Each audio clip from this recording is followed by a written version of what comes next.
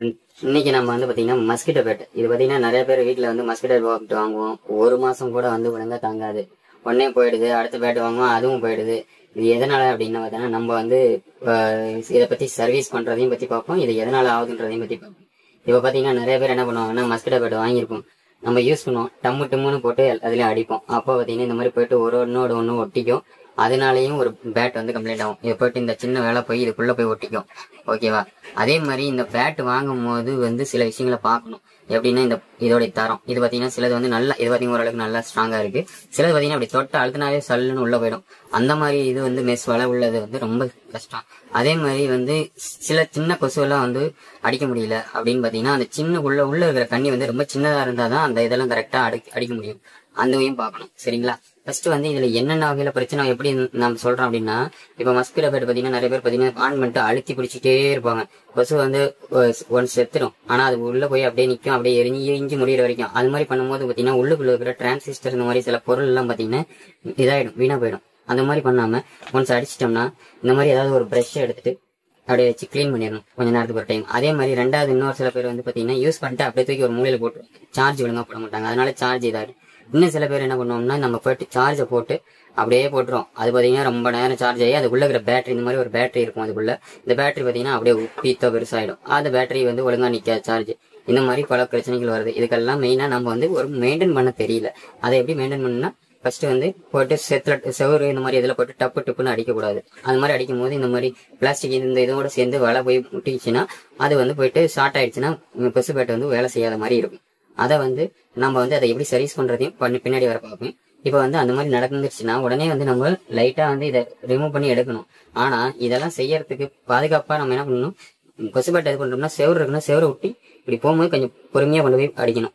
நம்ம போட்டு டிம்முன்னு அடிச்சோம்னா இதோட பேட்டரி எதுவும் போயிடும். அதே மாதிரி சில பிராண்டட் பேட்டரி மஸ்கிட்டோ பேட் எல்லாம் வாங்கினா அது மட்டும் எப்படி நம்ம தாங்குது அப்படின்னா, அதுல வந்து சில இந்த மாதிரி போற பொருட்கள் எல்லாம் தாங்குற மாதிரி உள்ள வந்து கொஞ்சம் செக்யூரிட்டி வந்து எக்ஸ்ட்ராவா போட்டிருப்பாங்க.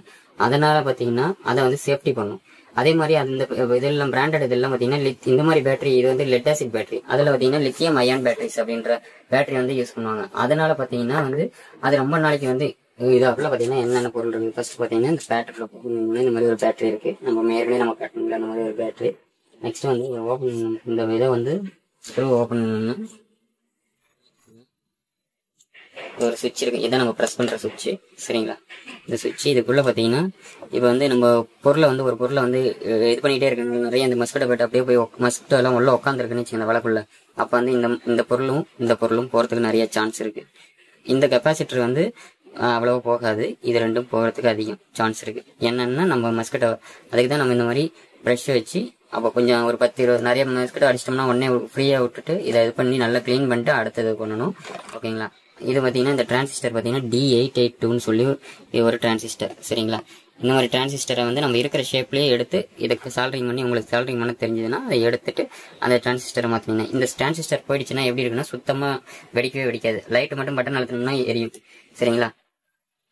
எரியும், ஆனா வந்து சுத்தமா வெடிக்கவே வெடிக்காது. அதே வந்து இந்த இது போயிடுச்சுன்னு வச்சுக்கோங்க, காயில் வீக் ஆயிடுச்சு அப்படின்னு சொல்லும் போது என்ன ஆகும்னா, நம்ம வச்சோம்னு வச்சுங்க லைட்டா அப்படியே பொறி வர மாதிரி சின்னதா நம்ம லைட் அடிக்கும் போது உள்ள இருந்து ஒரு பொறி வருது பாத்தீங்களா, அந்த மாதிரி பொறி வரும். அந்த மாதிரி வருதுன்னா இந்த காயில் போயிருக்கு. இந்த காயில்ல பாத்தீங்கன்னா மொத்தமா வந்து பாத்தீங்கன்னா 1 2 3 6 பின் இருக்கு. 6 பின்ல பாத்தீங்கன்னா ஒரு பின்னு மட்டும் பாத்தீங்கன்னா இந்த மாதிரி ஒரு கம்பி வச்சிருப்பாங்க. அந்த பின் கம்பி வச்சிருப்பாங்க. அந்த டைரக்ஷன் கரெக்டா வச்சு இதை சால்டரிங் பண்ண போவோம். இது மார்க்கெட்ல கிடைக்கும். எலக்ட்ரானிக்ஸ் கடையில கேட்டீங்கன்னா ஸ்பேர் பார்ட்ஸ் வைக்கிற கடையில கிடைக்கும். இது வந்து டிரான்சிஸ்டர் D882. சரிங்களா? இந்த சுவிட்ச் வந்து எப்பயாவது ரேரா போகும். ஏன்னா நம்ம அழுத்தி உள்ள தூசுக்கு ஏதாவது போயிருந்தா தான் இந்த சுவிட்ச் போகும். ஓகேங்களா? இந்த பிரச்சனை ஓகே. அதே மாதிரி சில நேரத்துல பாத்தீங்கன்னா இந்த இடம் வந்து சால்டரிங் ஓடும். எதனாலனா வந்து கண்டினியூஸா அந்த மாதிரி போட்டு ஏதாவது போட்டு இது பண்ணிட்டு அடிச்சுட்டே இருக்கும்போது ஹீட் ஆயிடுச்சுன்னா இங்க இருக்கிற சால்டரிங் வந்து இந்த ஒயர் மூலியமா இதாயிட்டு இது ஓப்பன் ஆயிடும். அப்ப இந்த இடத்துல இந்த ரெண்டு ஒயர் தான் வந்து இந்த வலைக்குள்ள போகுது. பாருங்க தெரியுது, இந்த 2 ஒயர் தான், இந்த 2 செட் ஆஃப் ஒயர் தான். இந்த ஒரு ஒயர் வந்து பாத்தீங்கன்னா மேல இருக்கிற வலை, இன்னொன்னு வந்து கீழே இருக்கிற வலை, நடுவில் இருக்கிற வலைக்கு இந்த ரெட் கலர் ஒயர் போகுது. சரிங்களா? இதுதான் இதுக்குள்ள இருக்கிற விஷயம். அடுத்து பேட்டரி. இந்த பேட்டரி பாத்தீங்கன்னா ஒரு ஒயர் எப்படி கனெக்ட் பண்றது அப்படின்னா, இது பிளஸ் மைனஸ் போட்டுருக்கு. இந்த பிளஸ்ன்றது பாத்தீங்கன்னா இந்த இடத்துல இருந்து வரும். ஆக்சுவலி இந்த இதில் வந்து பார்த்தீங்கன்னா டயோடில் வந்து இது போட்டிருக்கோம். ஆனால் மோஸ்ட்லி சில சர்க்யூட்டில் வந்து ப்ளஸ்னே போட்டிருக்கும், இந்த இடத்துல மைனஸ்ன்னு இருக்கும். அதே மாதிரி இந்த பேட்டரிலையும் ப்ளஸ் மைனஸ்னு போட்டிருக்கும். புது பேட்டரி வாங்கி இது என்ன கலர் ஒயர் இருக்குது, இது என்ன கலர் ஒயர் இருக்குது, அந்த ஒயர் இப்போ ரெட் கலர் ஒயர் நார்மலாக காமனாக வந்து ரெட் கலர் ஒயர்னாவே ப்ளஸ், இந்த ஒயர்னாவே மைனஸ். சரிங்களா? அடுத்தது பார்த்தீங்கன்னா இப்போ இந்த இதோடைய வோல்டேஜ் எப்படி நம்ம மல்டிமீட்டர் செக் பண்ணுறது அப்படின்னு பார்த்தீங்கன்னா, இந்த மாதிரி டிசியில் வந்து இந்த மாதிரி டிசி பாயிண்டில் 20 வோல்ட்னு வச்சுட்டு 20 வோல்ட்டில் வச்சுட்டு இப்போ மல்டிமீட்டரில் ப்ளஸ் மைனஸ் வச்சோம்னா இப்போ வோல்டேஜ் காட்டுது பார்த்தீங்களா, அதுதான். இது ஃபுல் வோல்டேஜ் இருந்தால் 4 வோல்ட் இருக்கணும். இது வந்து 2.1 தான் இருக்குது, சார்ஜ் கம்மியாக இருக்குது. சரிங்களா? அதே மாதிரி பார்த்தீங்கன்னா இதில் இருக்கிற இந்த டிரான்சிஸ்டர் இருக்குல்ல, அந்த டிரான்சிஸ்டர் எப்படி செக் பண்ணுறது அப்படின்னு பார்த்தீங்கன்னா, இந்த கனெக்டிவிட்டி டயோடு சிம்பிள் இருக்குல்ல, அதில் போட்டுட்டு ஒரு பாயிண்ட் இங்கே வச்சுட்டு ஒரு பாயிண்ட்டை வந்து இங்கே வைக்கணும். வச்சோம்னா இந்த மாதிரி 610 538 அந்த மாதிரி வரும். அந்த மாதிரி வந்துச்சுன்னா ஓகே. இல்லை சவுண்டு இந்த மாதிரி பசர் சவுண்டு வந்துருச்சுன்னா இதாகும். சுத்தமா எதுவுமே வரல, இருக்கிற வாக்கில் இப்படியே இருக்குதுன்னா இன்னும் டிரான்சிஸ்டர் ஓப்பன் ஆயிடுச்சு. இப்படி இந்த மாதிரி சவுண்ட் வந்துச்சுன்னா இது வந்து ஷார்ட் ஆயிடுச்சு. அதாவது ஏதாவது பிரச்சனைனால இது உள்ள இருக்கிற டிரான்சிஸ்டர் கனெக்ஷன் வந்து உள்ள ஷார்ட் ஆயிடுச்சு அப்படின்றது